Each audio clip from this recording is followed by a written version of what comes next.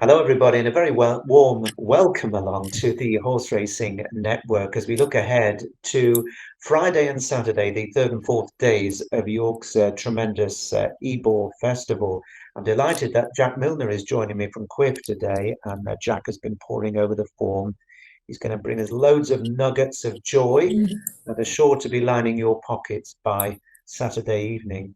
Um, we've already had one day's action at York, which saw some remarkable racing. And happy to say that we were on target with Item that came up for us in the Monte International, that amazing late effort to cut down Al Makam. But of course, the two market principals disappointed there, Ombudsman and Constitution River, once again just showing how sometimes unpredictable York can be. And one of the major factors is the ground, because they had water, with things having been so dry. And then there's been a lot of showers around West and North Yorkshire. Some of them have hit the track, some haven't. They're currently saying, as of this recording, which is late morning on Thursday, that it is good to soft in places, but I would not be at all surprised if that going description does ease a little bit to good to soft, and who knows what might be in store for us by the time we reach Saturday.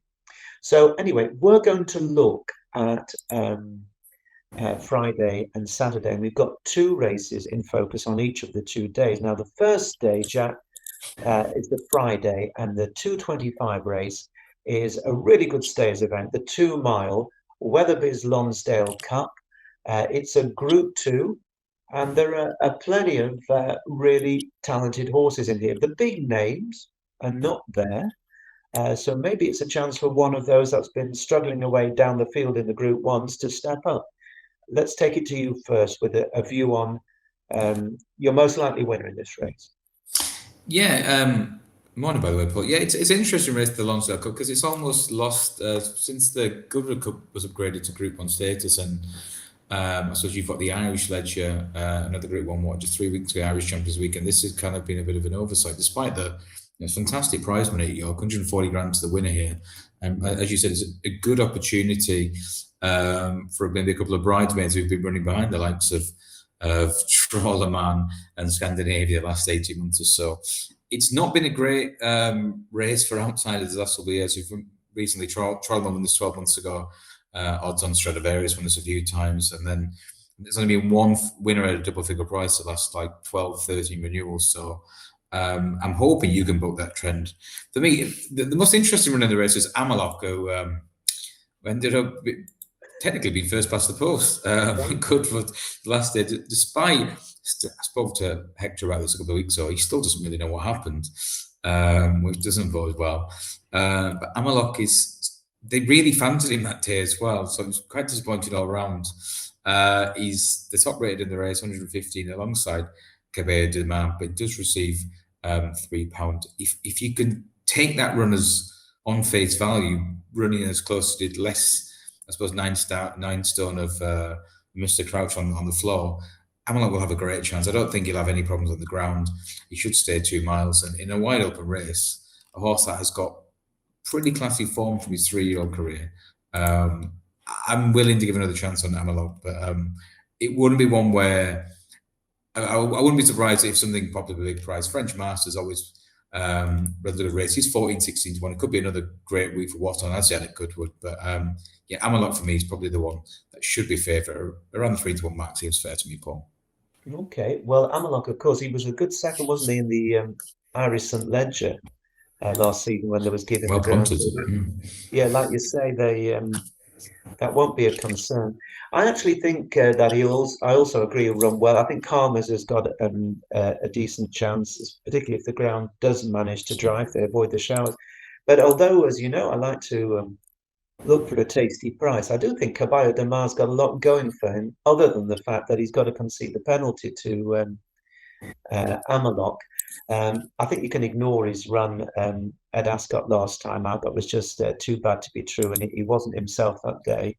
But on his previous effort in testing ground in the Group 1 in France in May, I think he comes right into it.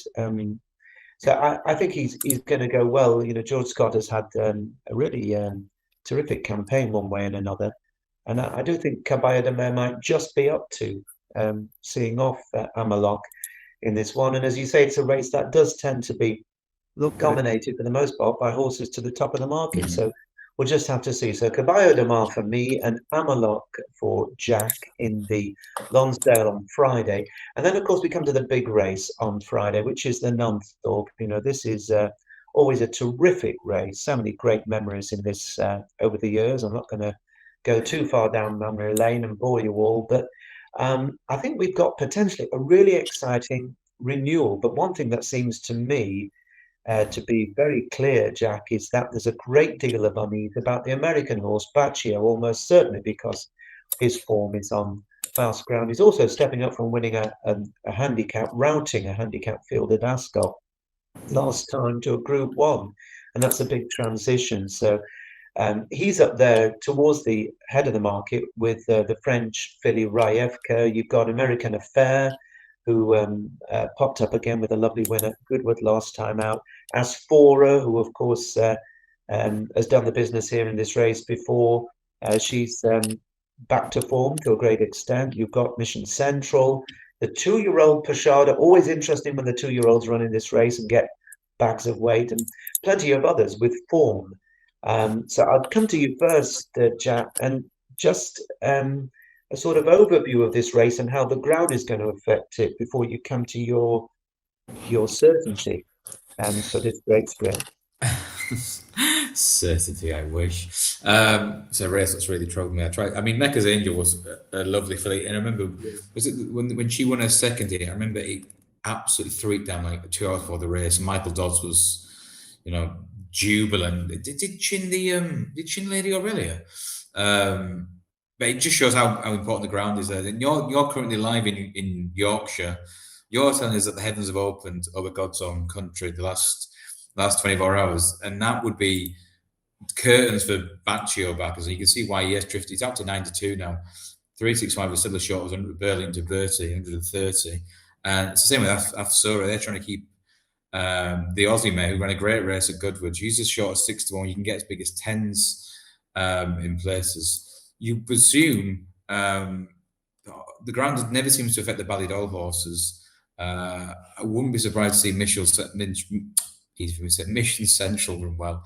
He stays further than 5, and it should be that much more of a stamina test. That obviously helps when Arrow Moore is in the play. He's around the 8 to 1 mark. I mean, how much would you look at, say, the form from, say, 12 months ago? Because you've got the first, I think 4 of the first 5 are returning to the scene of last year's crime when the Aussie mare did the business. But I find it really tricky, Paul. I wouldn't be surprised. Rumstar has looked probably better than ever in the last couple of starts, and the Jim Golding horse, American Affair, did it really nicely at Good. I'm struggling here. You please give us some guidance instead. Well, first of all, with regard to Asfora, of course, she goes on any ground pretty much, because she won the Prix de la Baille on soft ground. So, Sure. That wouldn't worry me really. And I think they rather lost her to a degree when she went to one of the lesser trainers for a couple of Lemma starts. Sousa, yeah. Yeah, so it didn't do her any favors, I don't think. But they gradually managed to bring her back now, and I could see her running really well and defying the market. I'd be against Baccio. I don't think he. But for me, there are a couple of angles here. You remember last year, I think it was the 100 to 1 shot. Ain't Nobody finished second to Asfora. It's done nothing since really, but it's been gelded since its last run. It comes back to York, and you just never know. Horses for courses. That's a ridiculous price for a horse that was second in the race last year. But the one that I think has got everything going for it, especially if we get a drop or 2 more rain, is the French filly Rayevka, because Well backed, new favourite. Yeah, she's a proper sprinter. She's taken on good horses at the top level time and again. She was only just beaten by Mission Central last time out. There probably won't be much between the pair, but just because she's already proven herself on the soft, I think Mission Central will go on it as well. But because she's already proven herself, I think that Rayevka for me would be the most likely. And I can't remember the last time a French horse won this race, so it would be great. I think for York, if they had a French winner, maybe to encourage more of the continental sprinters to come over and have a crack at it in years to come. Yeah, no one in 20 years. But as you remember, the big prize winners there as well. So you was obviously Batash won a couple of times, but Alfred Delfini 40 to 1 a couple of years ago. 28 to 1 Live the Dream for the Adam West yard. It's a tricky one. I would say people to shop around. We'll be playing 4 paces with Quiff. I will give a word. A friend of mine who's a very good judge, Dave Massey. He's had a few quid on JM Jungle. I'm not saying that just because of my initials. Good record day. He was only, I think, 3 lengths beaten in the King George Stakes. A Goodwood narrowly beaten. We think the horse who's behind the reopposing American Affair in Asphora. So if you take it on value that the Quins will probably lay the sauce out for the Nunclop more from the King George. I'd be inclined to check a few quid on GM Jungle with the extra places around 28, 33 to 1. Yeah, I think that's interesting. There's been lots of big prize winners. Remember, Alex Greaves won this back in the day. First lady rider to win it. I can't remember the name of the horse. Was it Coastal Bluff? Can't remember anyway, but that was a long way before my time, that one. Yeah. Before my time as well. My grandfather told me.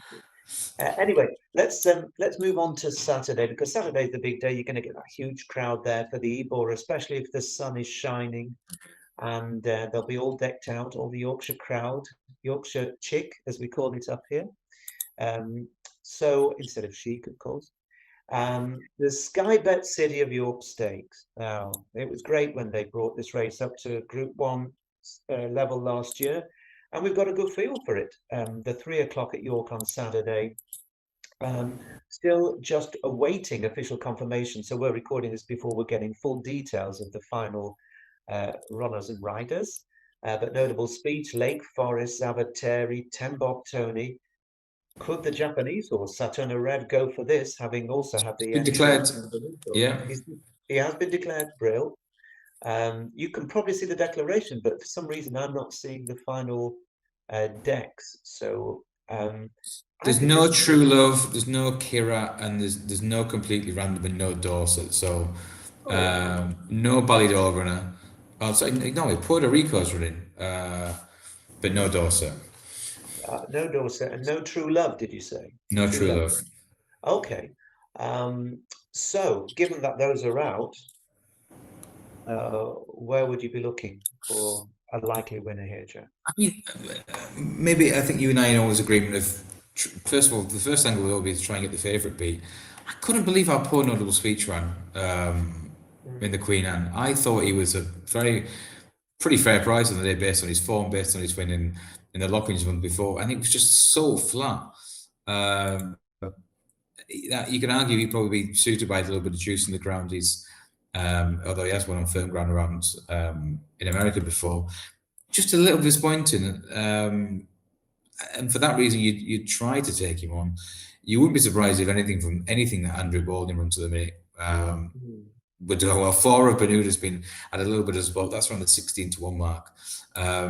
The one I do like is Lake Forest. I know I'll give him excuse for his run last time out in a really, really warm renewal of the Sussex Stakes. I don't think a miles his trip. When he got up over 7 on the start before, which he was running back-to-back tennis, that's his trip. I backed him in the Diamond Jubilee, and he gets there. He's making so much ground in the closing stages. I think you get horses who are so suited to specific trips. I think Lake Forest 9 to 2. I think be fine on any ground. Haggis also in great form.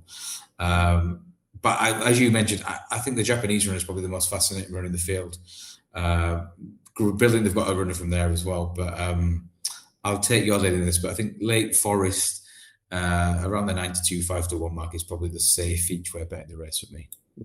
Okay, so Lake Forest, he didn't get the best of runs at Goodwood, of course, last time as well. Yeah, I'd agree with you about Notable Speech. He was really disappointing. I mean, he could bounce back, and I think Lake Forest will go well. The two that really interest me are Zavateri and Tenbob Tony, because Zavateri was having only his second run of the year when he was 5th behind Bo Echo in the Sussex Stakes. I thought that was a very good run because he didn't get the clearest of runs either. I think he might have possibly got into 3rd place with a clear run. We don't know if he will handle the cut. I don't think he's ever really encountered too much, although he won unyielding as a 2-year-old, but quite how that compares to the ground that's going to come up at York remains to be seen.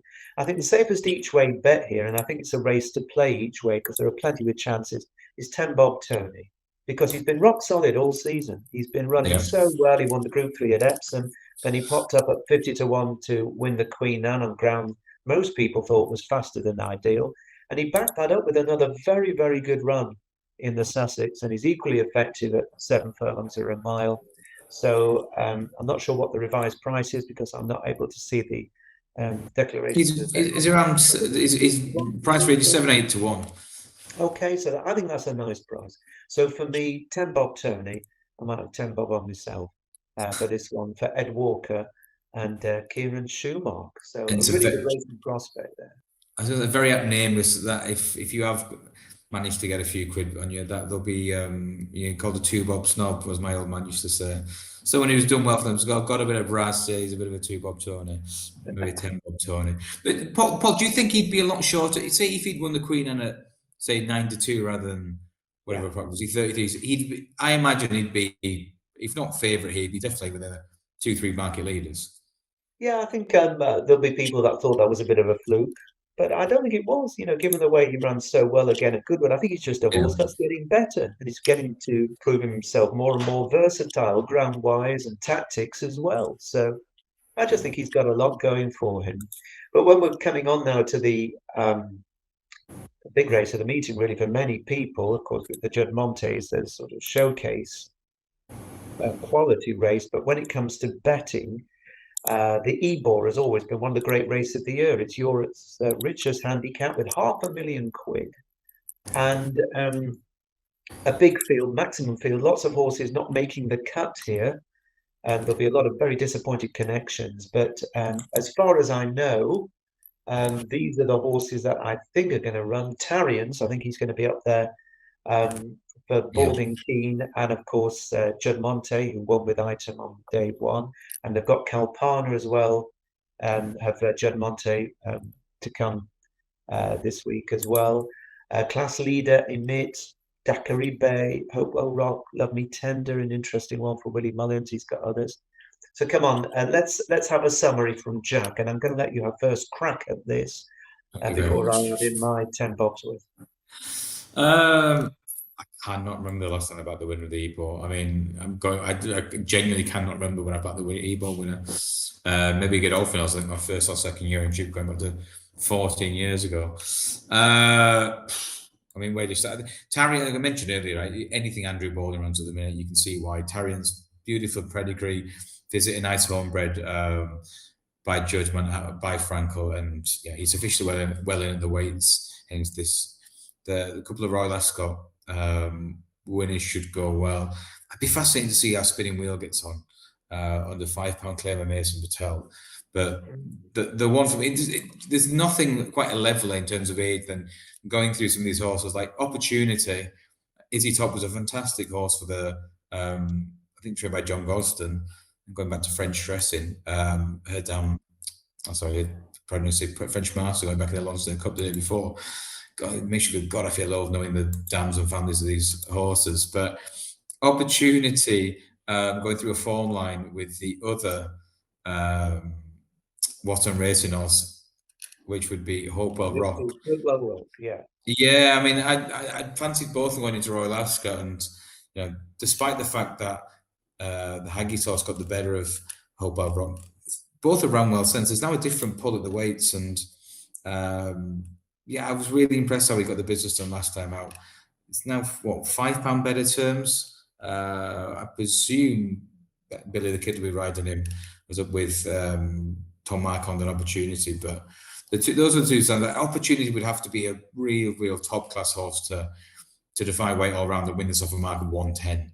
I just think he's probably a little bit steep in the handicap, but Hopewell Rock, the way he went at Royal Ascot and then followed up last time out at Goodwood, really impressed by that. Got a good ride by Ryan Moore that day. He gets in under a penalty, and just looking at the prices, Hopewell Rock for me around the 12 to 1 mark. I think that's a fair each way price. Interesting. Well, I can tell you first of all, but I don't think the kids at York on Saturday. I think he's gone for a full book of rides at Newmarket, which might be a tip in itself to keep an eye on. Absolutely. because obviously he's going after the championship, and he's really. If you're James Doyle on board, what? James Doyle on board, yeah. James Yeah, Doyle, first jockey to Watnaan, an opportunity. plus, I think it would be one hell of a performance to win off a mark of 110. yeah. I think he'll run very well, but I think he might find one or two too good. I'm very interested in Emit, Joseph O'Brien's horse with Ryan Moore on board. He was fourth behind Opportunity at Ascot, and I think this extra couple of furlongs is going to be right up his street, and I'm always loath to go against Joseph in these big races these days. Tarians with a big chance, class leader. I'm not a Baylor Bay fan. The fascinating one is this ex-French horse, Love Me Tender, first time in a handicap, first time with Willie Mullins, William Buick riding it. I mean, that could be anything really, Yeah. but this is not an easy event to make your British debut in.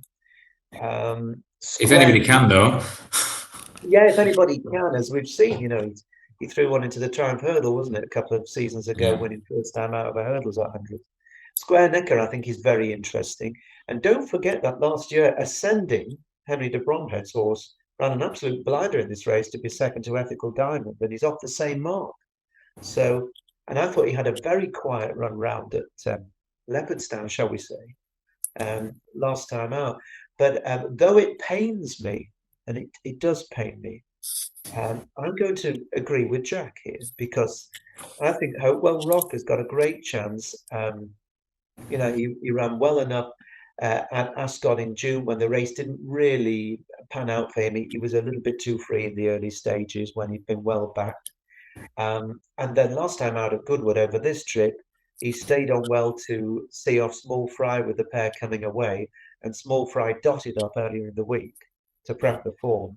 So I do think that although he's £4 higher, I think the horse seems to be improving fast. So Callum Rodriguez has probably got himself a real peach of a ride, and George Bowie, of course, as we know, is flying so high. So that 12-1 that Jack mentioned, I think is a fairly good value price. Remember to, as well, shop around when you're looking at your bets here, because different bookmakers will be offering different place terms, and that can make such a difference when you're, trying to balance the books at the end of the week, month, or the betting year.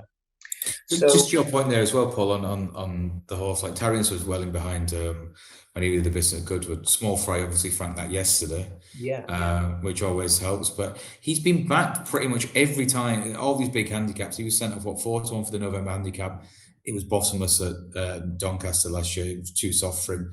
He clearly likes a little bit of juice in the ground, not too much, but yeah, he was sent off 3-1 for the Duke of Edinburgh at Royal Ascot.